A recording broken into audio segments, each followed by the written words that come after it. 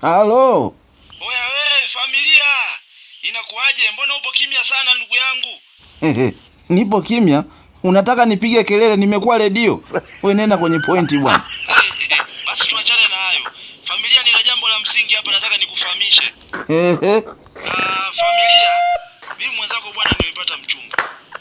Kwa hiyo nilikuwa nakupigia hii simu nikufahamishe kwamba suni na mimi nafunga ndoa. Ikiwezekana wewe uje kuwa mshenga wangu.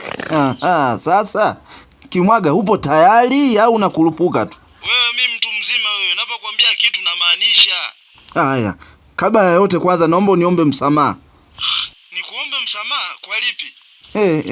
Wewe umekurupuka wewe. Sasa kwa taarifa yako, kwenye ndoa mwanaume utakiwa uwe tayari kuomba msamaha hata kama kosa hujalifanya. Kumbe wewe wanawake hawajui wewe. Sijaelewa hapo. Yaani unaomba msamaha kwa kosa ambalo hujalifanya? Ndio wewe unaacha kukurupuka sasa.